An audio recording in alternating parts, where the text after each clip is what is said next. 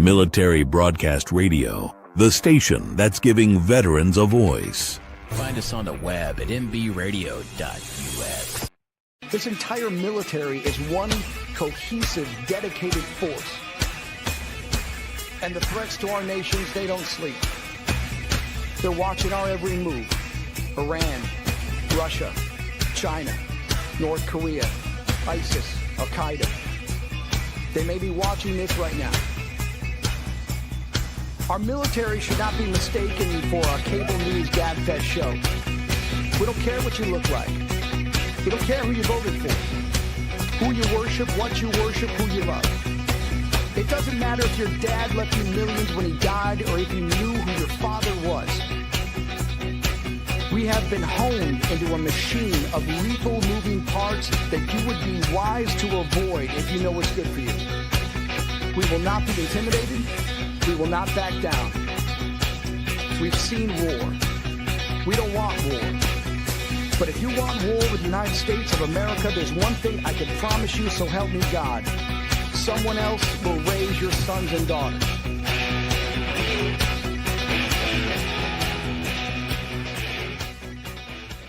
Opinions expressed in this program are those of the speakers and do not necessarily reflect the views or positions of any entities they represent.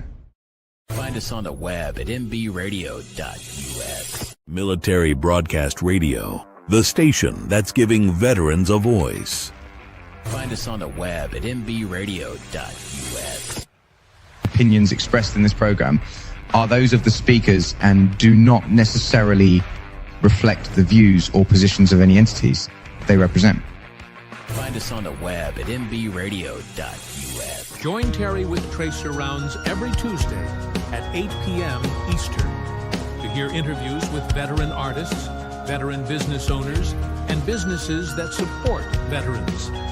Catch us on Roku, Amazon Fire TV, and MB Radio.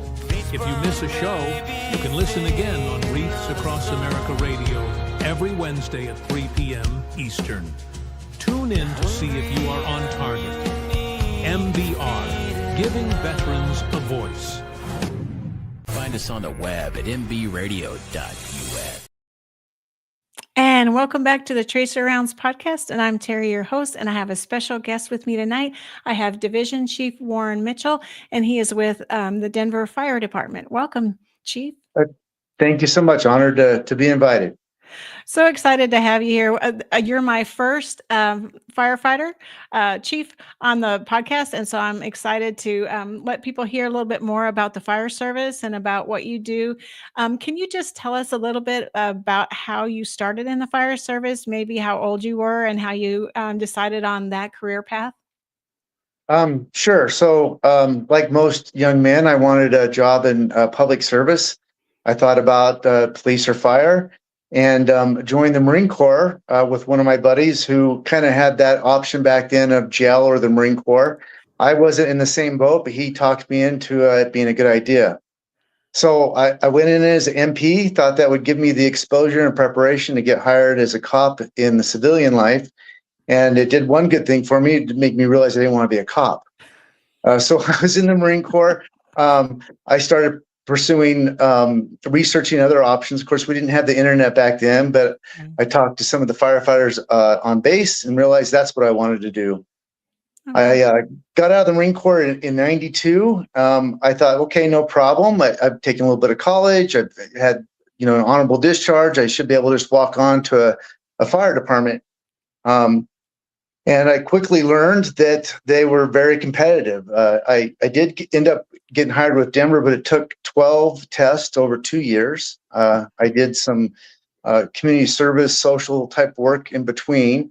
But I remember testing for Denver, and they had 5,300 people test. They closed off 4 city blocks around Kurgan Hall. And there was all these young men that were, in great shape. With all their T-shirts from all their volunteer departments that they were working, and I thought, I'm wasting a Saturday here. Wow. But the first process is to take a written test. I walked out of there thinking, well, that was a neat experience. I'll continue testing at smaller departments, but then went through, a pretty lengthy process that took nearly I think it was like about 14 months before I got hired by the time I had applied. But like I said, that was one of 12 departments. It just happened to be the one that offered me a position first. So I was super grateful. I didn't get any military points. I had not served in combat. I didn't deploy, even though I was in during the first Gulf War. So it was really kind of like playing the lottery. I had to be qualified enough to get in that Olympic camp and at least have a chance at getting hired. But there's no way out of 5,300 people, they ended up hiring 36 of that year, that I was in the top 36. Wow. I was probably in the top, several hundred. And then I happened to be lucky enough to get an appointment out of that group of people. That's amazing. That is a lot of people. I can't imagine a process that big. I think the largest process that I ever helped in, well, no, that wasn't even my process. It was a process before mine, was like 2,500. So I can't imagine 5,300 people. That is Yeah. crazy amounts of applicants. Like, it is so competitive. And it's still competitive, but not quite as so. And I think part of it's because we've regulated how many people apply, but we're looking at about 1,200 applicants for an average of 48 positions now. That might flex a little bit each year, but still very competitive, and very qualified people don't get selected because you just cannot screen that many people and get the top people. But it's oftentimes we hire people with doctorate degrees, coming from other career fields, highly successful, taking pay cuts to start over. Yeah. And we get people with no experience and starting out in their life as well, but it's definitely competitive to get in. Definitely. Do you have to have any medical certifications to apply or to be considered? Well, Denver, like many large departments, you just have to meet the basic qualifications. So you don't have to have your EMT, you don't have to have fire experience or be certified as a firefighter, but you have to have not been in trouble, be drug free, be able to pass the high physical fitness standards, have your high school diploma or GED. But then you have to test well. You have to test well on the written. You have to test well on social emotional intelligence, and then interview well. And if you get past those stages, then that's where it's more of the pass-fail test. Are you able to pass your medical screening, and your polygraph, drug testing? And then, because of the Denver size, we train them to be EMTs and firefighters. We do not run a single system. Most fire departments now are running paramedics that are employed by the fire department. Yeah. City and County of Denver runs a two-tiered system. So the city hospital runs the paramedics, and we respond to medical calls and provide basic life support skills. But the advanced life support and the transport is provided by Denver Health. Okay, so you have to be certified to an EMTB? Correct, but Basic. you have to get hired, but we give you that training, and we do IVs. Oh, okay. Wow, so that's pretty incredible, though. And so you have 39 stations, is that right? Yes. Yeah.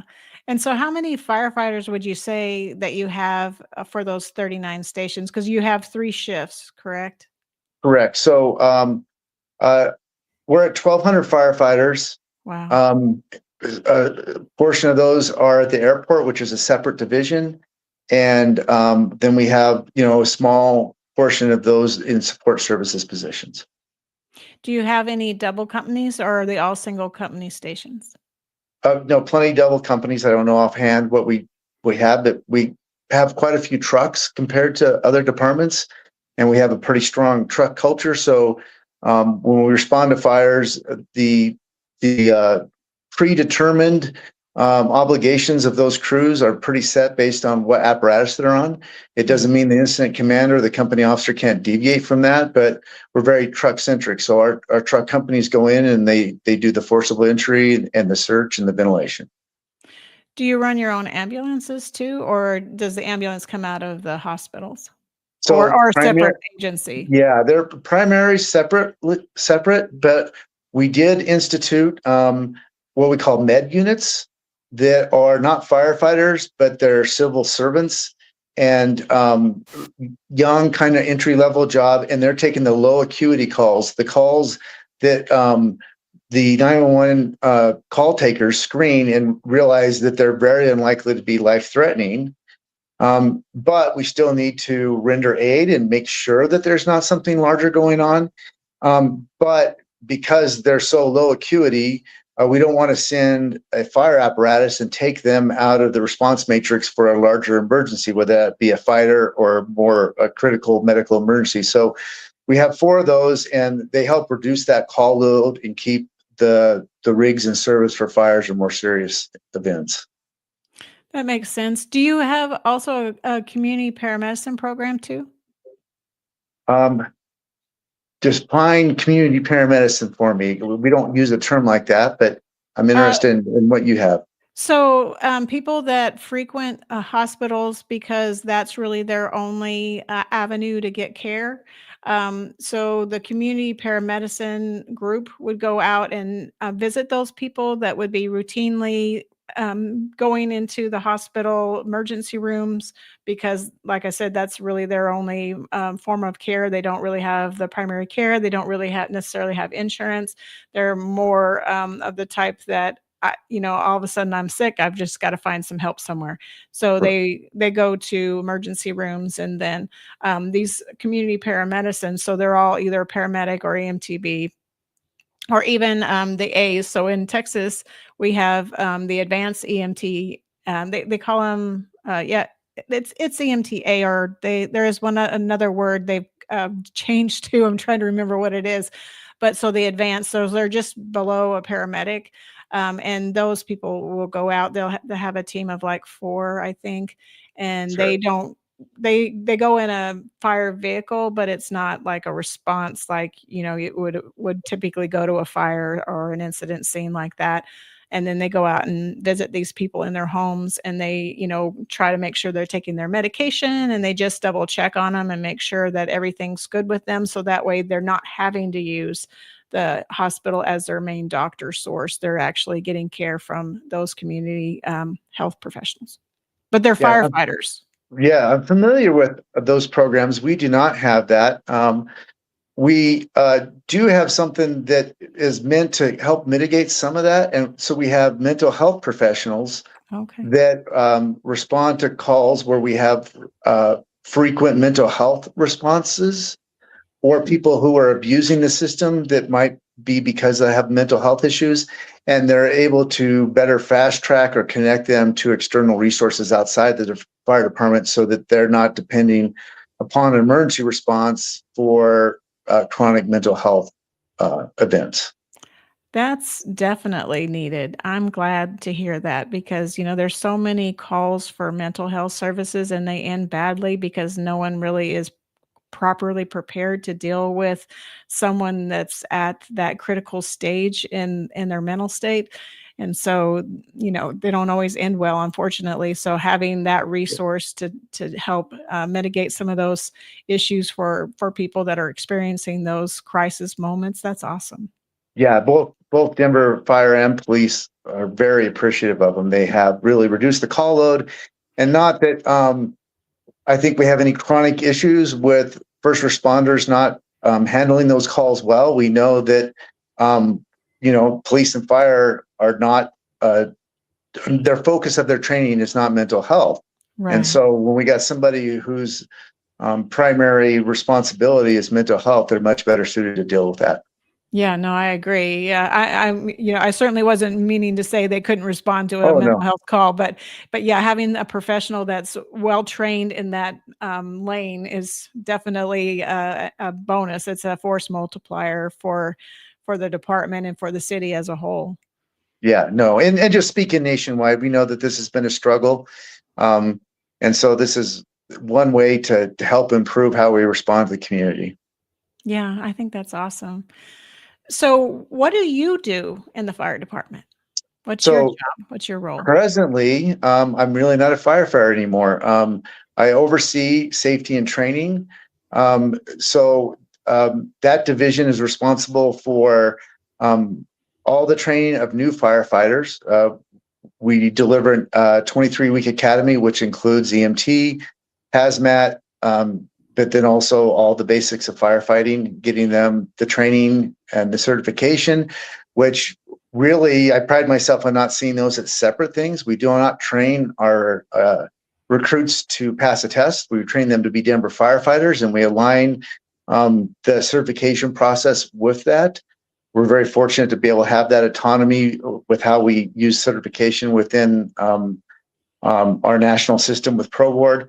And then we provide incumbent training for the firefighters who are out on the street. And I say provide, we mostly facilitate that because we would love to have a larger incumbent training staff.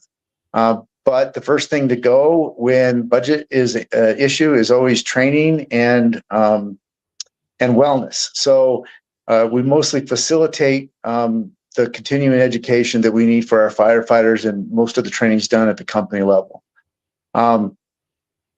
And so that's what I'm doing presently. But because of budget impacts, we have done away with one division, my division, and that now is being folded under administration, which will have some opportunities, but certainly will come with an impact to have one less division with that division level leadership over them.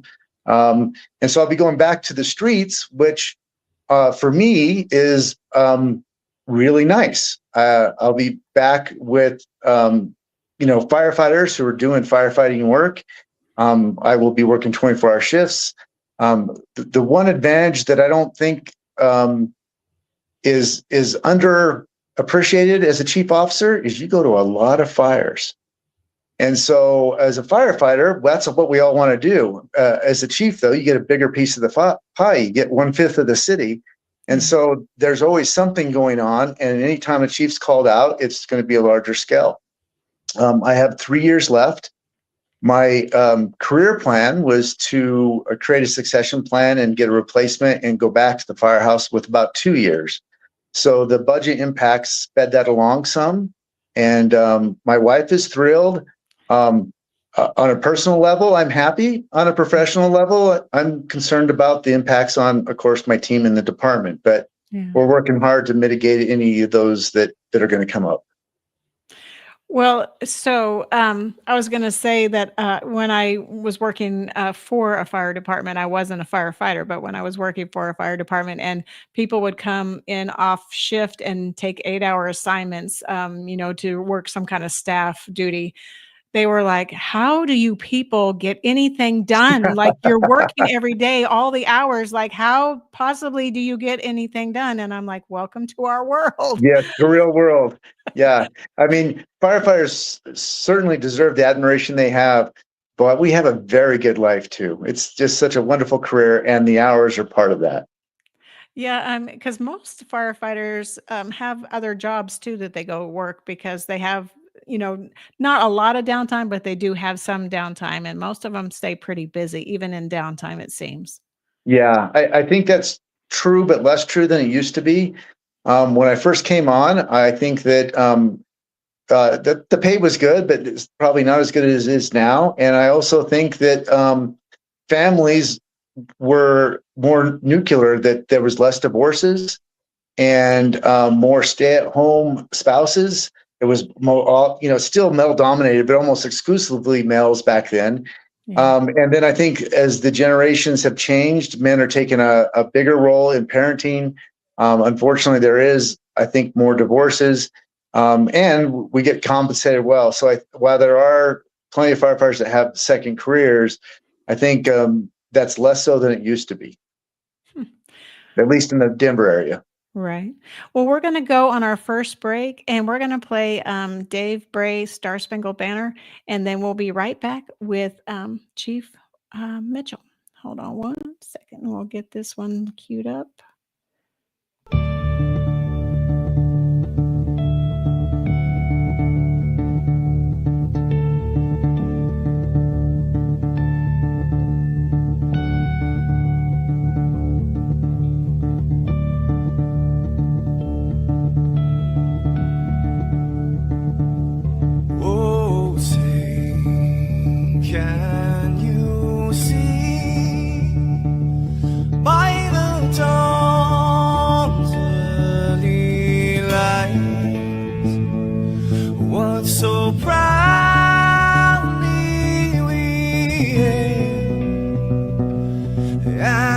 twilight lies gleaming, whose broad stripes and bright stars through the perilous fights. Oh, the ramparts we watched were so gallantly streaming. And the rocket train,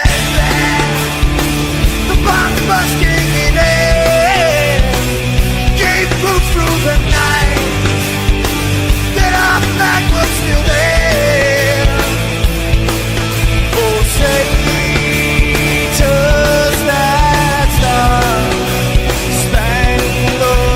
banner, yeah, wave for the land under the fray, and the home of the brave.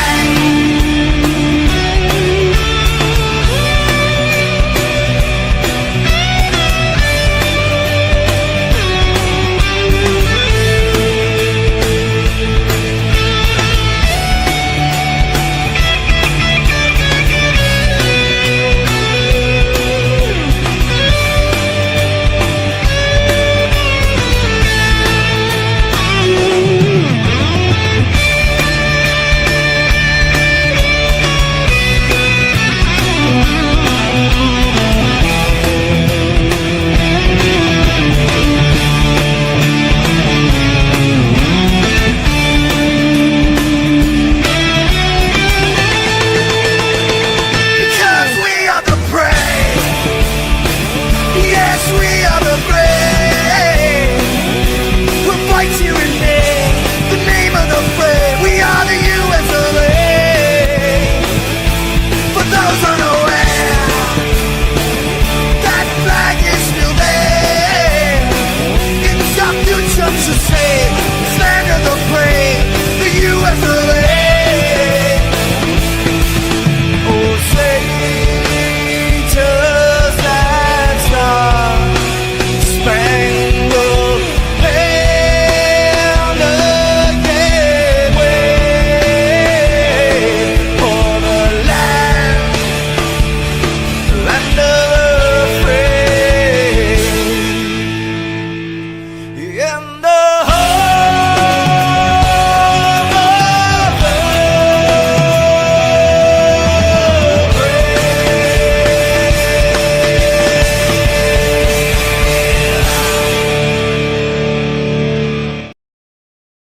And welcome back to Tracer Rounds. And with me tonight is Division Chief Warren Mitchell. Welcome back to the platform. So I was going to ask you, we touched on it briefly, but how do you see mental health in the fire service? Do you think that we're doing enough to help with that? Or do you think we can do more? Or where do you think we're at with that in the fire service and in public service, maybe in general, or first responders in general? Well, I don't know if you can ever do enough, but it's such a great question. When I first came on, I joined peer support because of my interest in some of my background, and a very seasoned lieutenant that I respected said, "Hey, you're a good kid, but this is a bunch of dumb, stuff here." And I remember walking in, and there was probably a group of 12 men, again, like you imagine firefighters, the big mustaches, and they had just been on a very critical call that really was just a terrible death. And that was my exposure at first. I was like, wow, we got some problems here. Like it was, toughen up. Yeah. And then a lot of work was done by a lot of courageous firefighters and stakeholders that supported us. And nationwide, but specifically Denver, we got to a point where, hey, it's okay. If you need help, you should ask for help. If you need to see a therapist, you should ask for a therapist. I don't need a therapist. I don't need the help, but it's okay if you do. Right. But I think we're finally at a place where people will openly talk about the fact that they may see a therapist, that they may have had episodes of depression or suicidal thoughts, that they work through or are in, they're more likely to reach out to their peers. And we've always had the supportive camaraderie family environment, but the rules were a little more restrictive. And so I think nationally, we're seeing a different attitude from this generation. I think increasing diversity in the fire service, having more women has given us permission to behave differently. And then I also think, like I said, there's a lot of people who really had vulnerable leadership, who did a lot of work, bottom up and then later top down, that has changed, especially with Denver, but nationwide, and made that more accessible. Now, I think the real struggle is funding it. I think we've recognized the need for it, but it's expensive. It's hard to access no matter what profession you're in, but we know that firefighters, police officers, first responders see terrible things. Yeah. They have bad work hours. Oftentimes, it's not always mentioned, but poor leadership contributes to those stressors on top of that. And so we don't have a robust infrastructure to deal with it. We have plenty of things in place, but they're not as meaningful as they should be. Yeah. Well, I agree. And, with first responders and even dispatch, they hear a lot, and sometimes they don't typically see a lot, but they hear a lot. They hear what's going on, and they take the calls and they write the reports, and they do all the things. And some of those are very traumatic experiences. So anybody that deals in that lane has a lot to deal with sometimes, and things you hear and you see, you can't unsee and you can't unhear. So, it's really tough to really compartmentalize that stuff. Even if you really shouldn't compartmentalize it, you really should deal with it and get it out and let it go. Because if you don't, then eventually the top blows off of that compartment, and you find yourself depressed, or you find yourself trying to cope, or you find, some avenue that maybe isn't productive for you to deal with it. So you're right. You were in the military, and in the military back in the day, no one sought any kind of mental health at all. Like, you had to be fine. Like, you were, like, you didn't even go to the doctor, especially if you were like basic training or whatever. They're like, oh, you just plain broke. You're not broke. You ain't going nowhere. Like Yeah. It was a problem to get seen for anything, because I remember I went to my very last day of basic training. I went to the doc because I was having problems with my knees. And they go, "Private, what week are you in?" And I said, "I graduate tomorrow." And they're like, "Oh, okay, we'll see you then." Because they weren't even going to treat me, because they thought I just wanted out of doing something. Like I was there just to like get out of some kind of training or exercise or something. And I'm like, they wouldn't even look at me till I told them that I was, graduating the next day. They're like, "Oh, okay, we'll see you." Yeah. I in boot camp, we had a recruit that was on one of our longest march carrying gear, and he said he broke his leg, and the drill instructor said, "No, you didn't." They pushed him for another, 10 miles, and turns out he broke his leg. Oh my gosh. So yeah, the struggle is real Yeah. to get medical attention when you're in training. They're like, "Oh, you're just stop." And another complexity that and I don't want to be, an apologist for executive leadership and city elected officials, but mental health is so intertwined for everybody, but especially first responders. Yes. If my life is going well, my kids are doing good, I'm happy in my marriage, and I go to a call where I see a family who's been tragically killed, I can feel sad, I can talk to some people, and I can go back and eat dinner. But if I'm in the midst of divorce, if I'm struggling with some alcohol addiction, if I have teenage kids that are being crappy because teenage kids are crappy, I might not be as resilient. If I'm having professional difficulties where I'm not performing as well professionally, I'm not getting along with work employees, I don't feel like I'm getting recognized, all those things intertwine. But when we're asking taxpayer dollars to support our firefighters, I don't think we've answered very well. Well, when is marriage counseling being paid during a budget crisis, and how can we directly relate that to what we should be obligated to versus someone who's having critical incident stress symptoms. And the fact it is, they're both important, and they're both going to impact how a firefighter, a police officer, a first responder shows up. But those are difficult questions for city officials to answer when they're trying to advocate for money or delegate money that would go towards picking up the trash or keeping a rec center open. Yeah. You have to cut those programs so that we can ensure that we have the proper support for the fire service. They're just really hard problems to do. Everyone can see it from their perspective, but the people at the rec center certainly think they should have their doors open just as much as the firefighters think that we should be supported with adequate services. So we need to do better. And I think even most city officials recognize that, and those are hard solutions to come to. They really are, because, rec centers impact citizens, but so do firefighters. Like if you need a response, you want firefighters to respond, but you need healthy firefighters to do the response. And, so it's like, which do you cut? Like, how do you fund one and not the other? Or how do you spread the money out? And, it's a really difficult budget decision. I really wouldn't want to be a city manager, I don't think, because you have to make some really hard calls. And, our mayors and councils, they have to make some of those decisions. So, there's impact both ways, for and against. So if you side one way and you budget one thing and then you don't budget the other, then you've got another group of people to deal with. So it's really a balancing act between the two. And so, even though we should do better with Denver, for example, there are some really tangible things that can be done with less staffing. An adequately trained and supported peer support gives an avenue for people to reach out where they may not trust leadership, or even if they have professional services, they may not feel comfortable going to them first. Yeah. And so a peer support can fill that gap. I also think that the better work environment people have, the more resilient they are.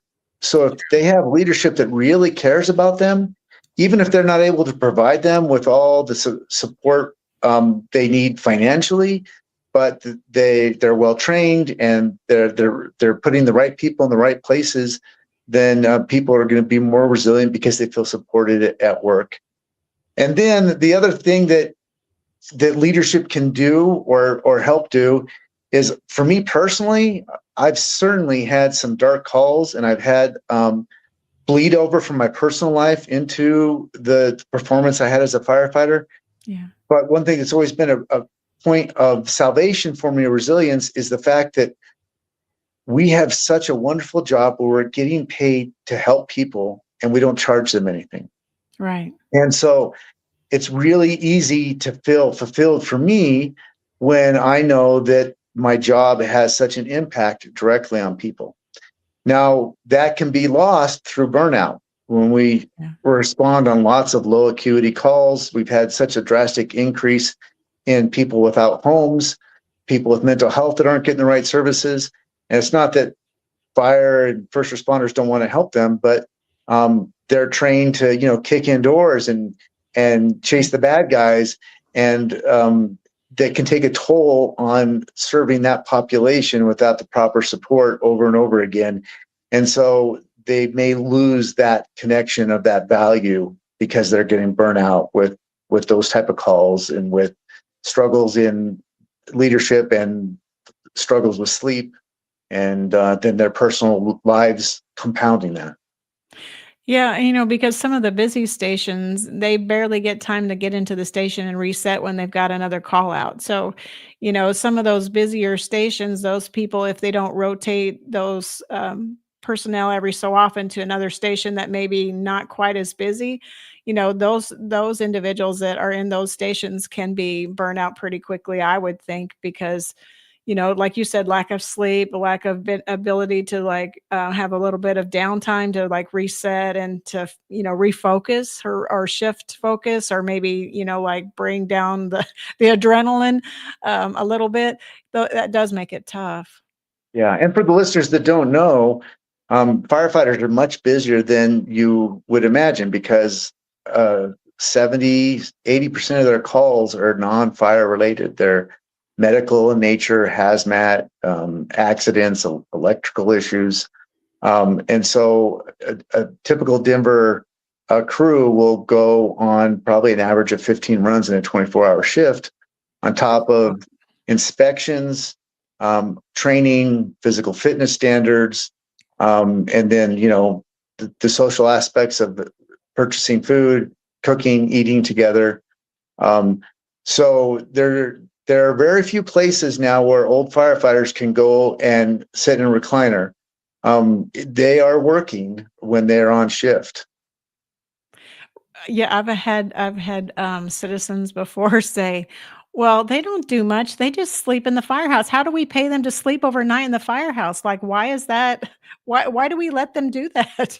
And I'm like, "Do you understand what they do in a day? And do you understand that they're on call and they're waiting for a call from you to show up at your door? They're there, they're ready. If they had to go home and go to sleep and then try to report to like a volunteer station does, and you've got maybe even a 20-minute response on the volunteer station, depending upon how far the volunteers live from the station. I mean, I think there's a miscommunication and a misunderstanding from some people. I think more people get it now, but when I heard that comment, I was like, oh my goodness, there needs to be some education.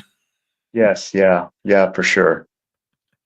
I was really shocked at that. I was like, my goodness. Okay, so we're gonna definitely have to educate the public on what it means to be a firefighter.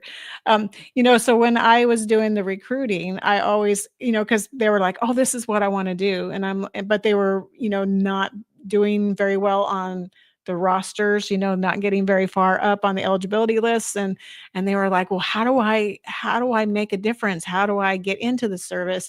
So my go-to for them always was, well, go be a volunteer firefighter. Try it on for size, see if it's for you. You'll know very quickly whether you want to do that or not, because if you're willing to do it for free and you enjoy it, then that's your career path. That's what you want to do, and that's where you should be. But if you get there and you're having to respond and you're like, I don't want to do this, then you know that you don't want to continue in this process, and you don't want to continue to try to chase this if that's not really what you want at the end of the day.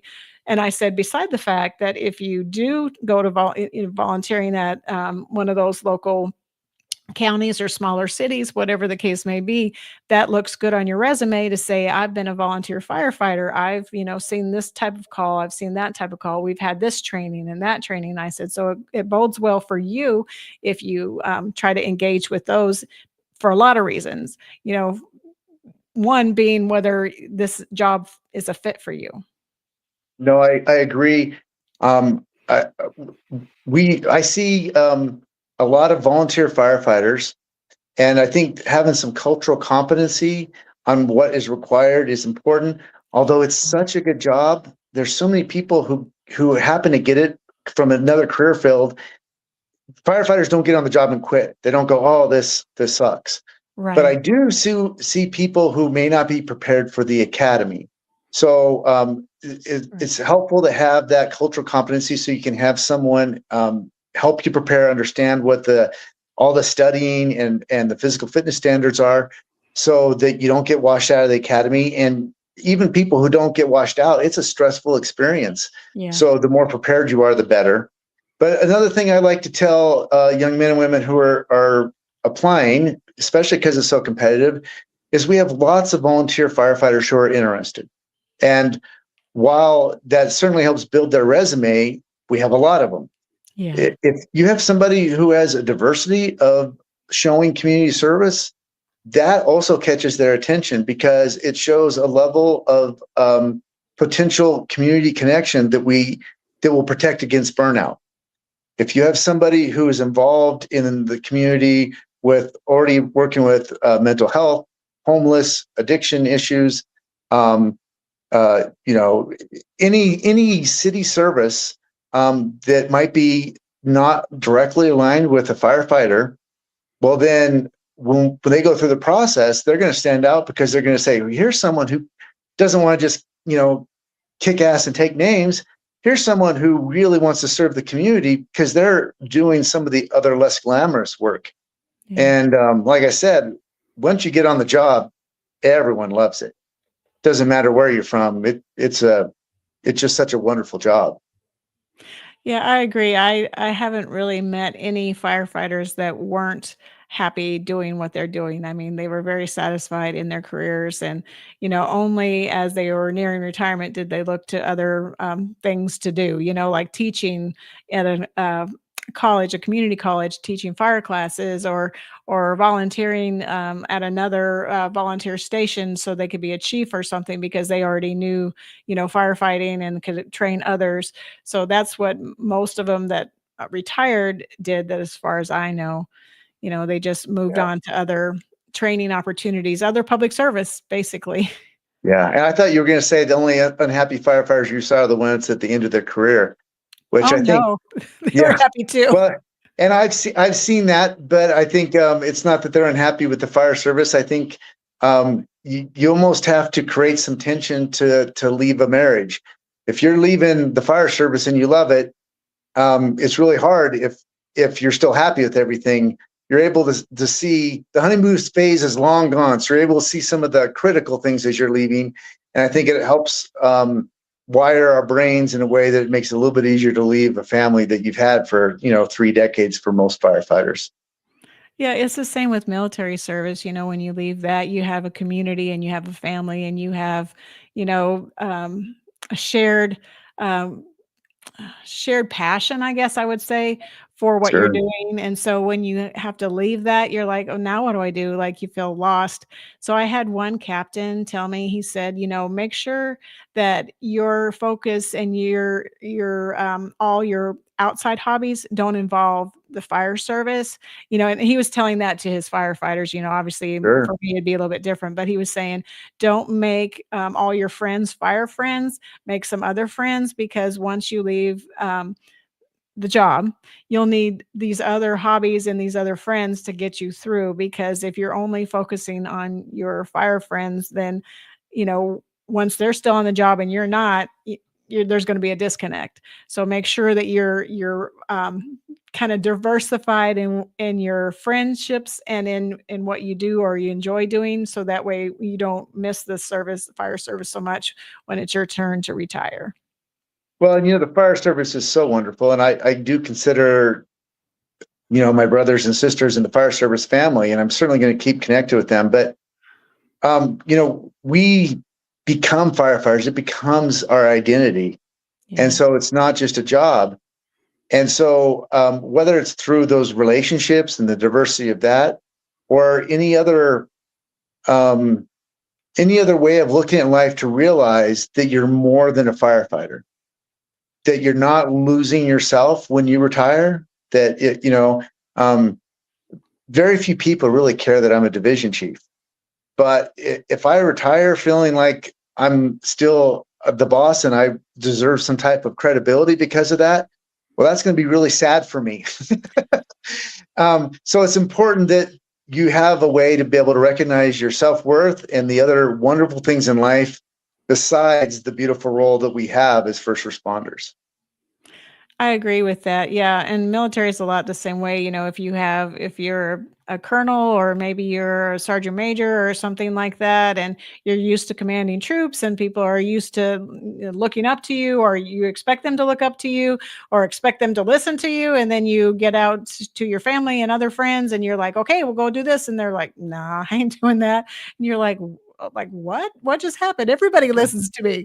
So yeah, that is a big shift and a big change, certainly. And just some self, efficacy. I mean, right now, I really have been privileged to be part of decisions and teams that have made a big impact on the city. And, in 3 years, I might be working at Walmart, greeting people as they come through. So I need to make sure that I'm just not tied to the job and find the value in other ways. And obviously, life is so beautiful and so many other things. But I think a lot of my friends who have retired really struggled and were sad in the beginning. But after they were able to free themselves and renew some of the relationships and other things that they had in life, then they all love retirement is equally as much as they did the fire service. Well, and then they usually have, you know, the get-togethers, you know, with the annual retirement banquets and things like that, and you get a chance to regroup and revisit those old friendships and those old, you know, stories and everything from the firehouse. So we're going to take a quick break, and when we come back, maybe you can tell us some firehouse stories that aren't too sensitive, that nobody will be mad about if you tell us. So I think we're going to play "Better Off Alive" by Die Tired.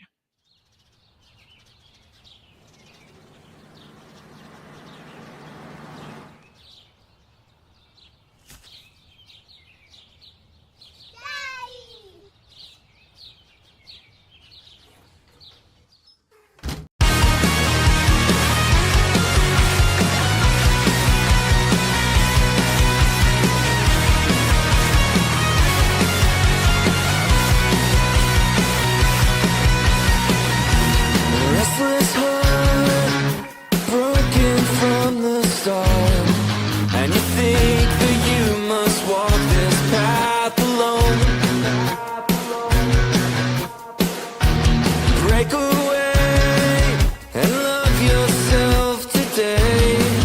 You have to fight the bad thoughts in your mind, 'cause you will find your better off alive. Don't give your life away. You must find you're worth it in the end. Don't give it all away. Restless minds, pacing all the time, giving in to someone's point of view. And over time, when you step back from that line, you see you're not alone, and we're all afraid. 'Cause you will find your better off alive. Don't give your life away. You, my friend, you're worth it in the end. Don't give it all away.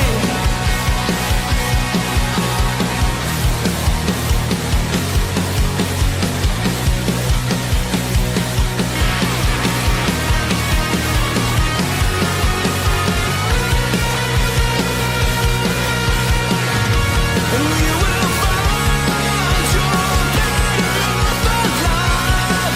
Don't give your life away.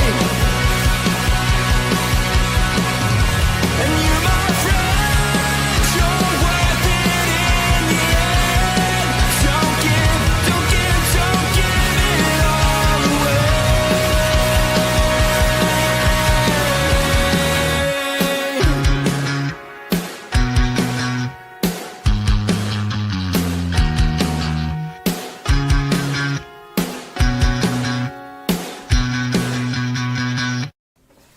Love you, Daddy. Love you too, girls. Good night.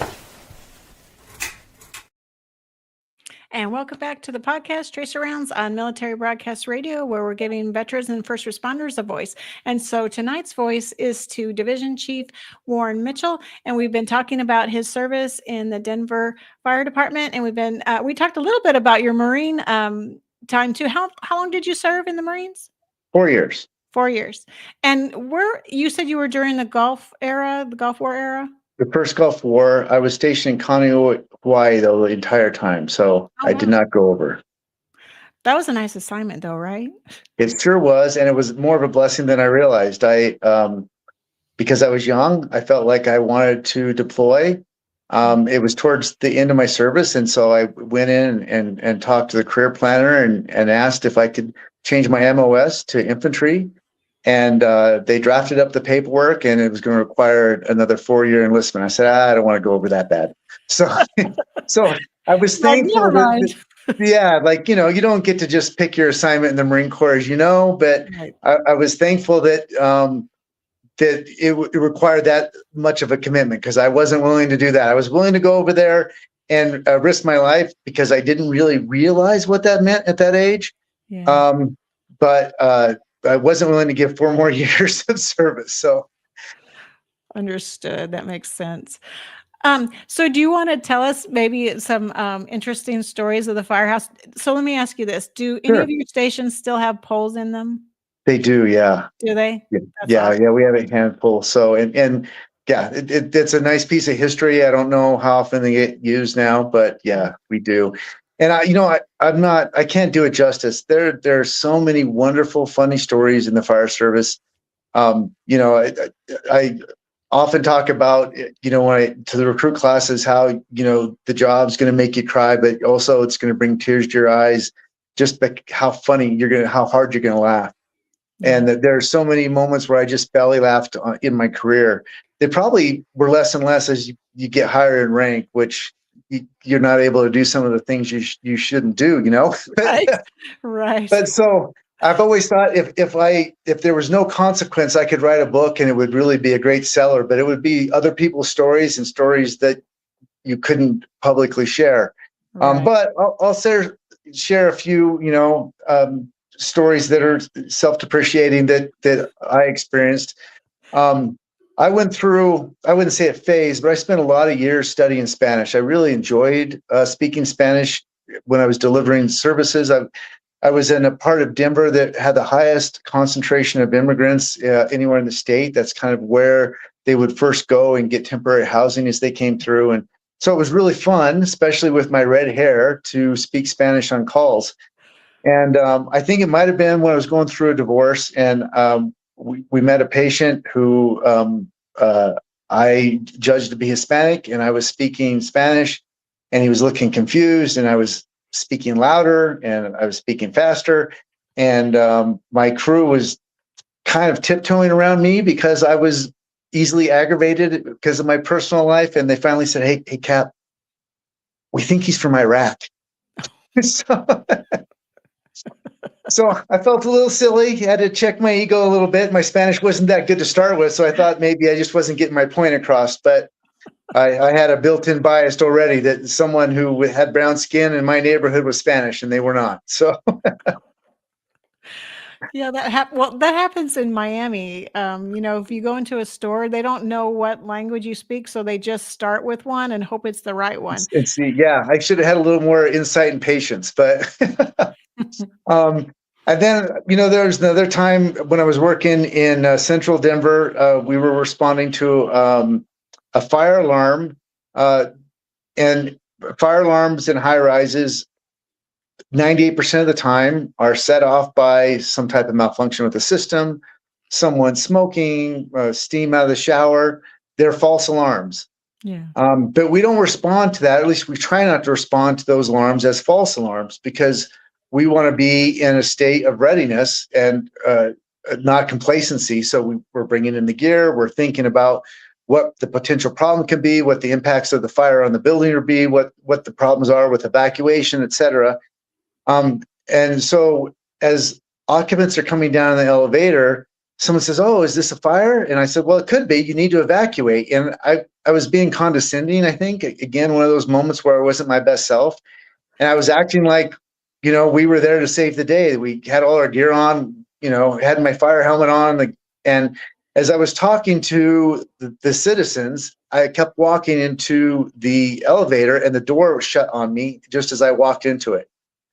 And so I looked like a fool, and my crew really got a kick out of it, because I'm normally not rude to the public, but I was at that point, and I looked like what I was at the moment, a jackass, where I was being self-important and walked right into the elevator door. Oh no. Oh goodness. Yeah. Um, Yeah. So just recently, as recently as July, we had a skydiving event, and you brought some firefighters from Denver Fire to the skydiving event, and then you came out too, and you're a skydiver as well, right? I am. Yes, And didn't you jump with them too that day? I did. So they were all in tandem, and I got to go up on the same plane load and jump with them as a fun jumper. And so can you tell us a little bit about those firefighters and why you selected them to come on the MBR Freedom Jump? Sure. And it was so generous for you guys to do that. Skydiving isn't cheap, but more than the money, it gave them an opportunity to do something that I think people always say they want to do, but they really need an invite and some encouragement. And, by the time it had reached me, we were coming kind of close to a deadline, and I had lots of well-deserving firefighters. But it turns out it was kind of hard to give away a free skydive. I had to make quite a few phone calls to people that I thought were well-deserving. And so one young firefighter had been on the job for less than 2 years. One of her first significant fires looked like a room and contents fire in a normal house, but it was lightweight wood frame construction. So something that's built 1990 or later. This particular home, I think, was built probably in the last 10 years. It started in the basement, and this young crew did not catch that it caught in the basement, and the floor was intact. And so they pulled a front line through the front door, but the floor was burnt out underneath. And so they got about 6 feet in, and her partner fell into literally a burning inferno in the basement. Oh my goodness. The training saved their lives, though. Yeah. She held onto the nozzle. Her mask was knocked from her face. She quickly redonned it. So you can imagine, if you're not a firefighter, being like a scuba diver and having the water rush into your face, and you have to have enough wits about you to put that on there. I mean, she had taken some breaths of smoke, but she was able to turn on that nozzle and push the fire away, not extinguish everything, but keep them safe. And the firefighter behind her had a couple more years of experience, or maybe just one more. Same thing happened to him. And then we had firefighters who, and then she called for a mayday. So a mayday means, hey, I need help, we're in trouble. She correctly called, gave the circumstances of what that was. Immediately, they sent crews to help them. A firefighter found a basement window. He jumped in there, shined his light. They recognized it, the light that was able to grab their attention, and then they navigated to that window, and with some help with the other firefighters, were able to extricate. But That's amazing. yes, and she's an amazing firefighter, but she's junior. She's a woman. She's got 2 years on, and that is a daunting experience for any of us. And For sure. without her to speak on her lived experience of it, I thought, here's someone who could really use an uplifting experience that will help them regain some confidence, and help her with, she came out to training. She did some training where she healed her injuries, but then that just helped give her that little bit of extra confidence to go back into the 24-hour shifts, because she has to anticipate that she could go on an identical fire within a half an hour of showing up on her first shift. True. And so that was a very nice gift that you guys gave for her. The other firefighter was an instructor at the academy. Because we have such a great job, it is tough to get people to want to come out and work in the academy at times. We attract the very best and the most committed, but that's because they're not working 24-hour shifts. They're not hanging out with their friends. They're not doing hero work, at least not traditional hero work. They're running recruits over the same instruction again and again in the hot sun or in the cold winter. And they're working extra hours to help recruits who might have gaps. And it doesn't come with any extra pay, no accolades. So we had a firefighter who was doing that. And so she was well deserving. And then we just had another chief that was a lifelong dedicated firefighter who's done just so much work for the fire service. And so it was a chance to show some recognition to him. That is super awesome that you were able to get those firefighters to jump with our group. That I don't know how you did it all at the last minute. Like I said, we gave you a very short suspense.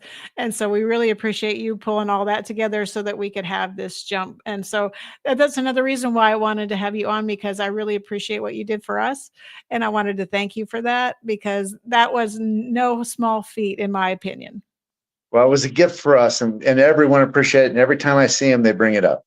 Well, that's awesome.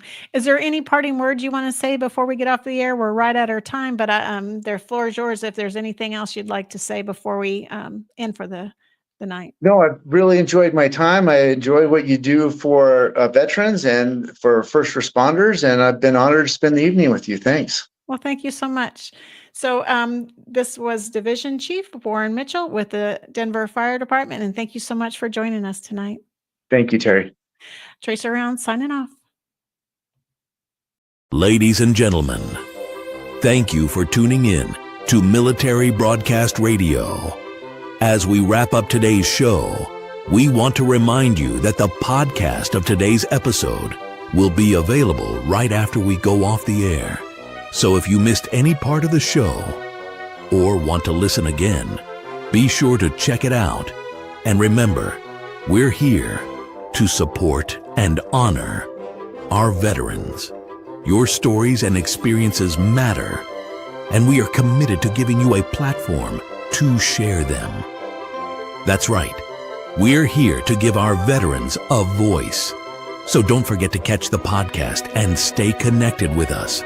Giving our veterans a voice.